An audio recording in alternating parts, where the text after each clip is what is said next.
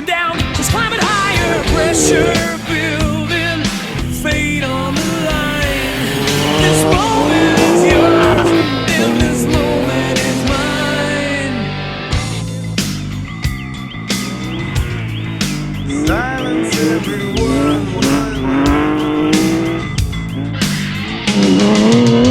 Rock solid, won't break, moving fast, no time to wait.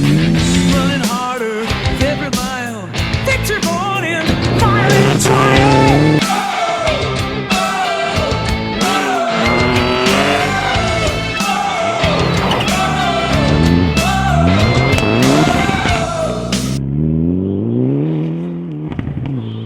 Nu, bet, kai sakau, dvi išvarančias geriau negu vienu varančias.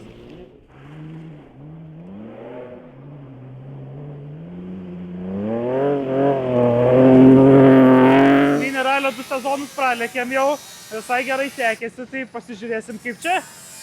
Trūks biškį turėsim iššūkių, daugiau kilometrų ir žiūrėsim kaip seksis. Šiam raliui kitas, o visą ateinantį sezoną planas tas pats. Čia į tą žieminę etapą tai daug vilčių nededu, nes žiemą nevažiavęs, naktį nevažiavęs, tai toksai daug pirmų kartų, tai reikia pasidžiaugti ir pažiūrėti, kas gausis ir viskas.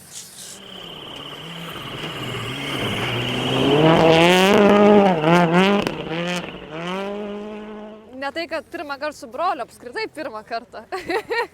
Pirmą kartą ir šitą mašiną važiuoja, ir aš pirmą kartą. Nu tai gerai, kad bent jau brolis ne pirmą kartą. Pasiruošimas prasidėjo sausio 1 dieną, kai brolis parašė naujametinį palinkėjimą. Taip ir palinkėjo, kad bent kartą pravažiuotumėm šį sezoną nuliukais.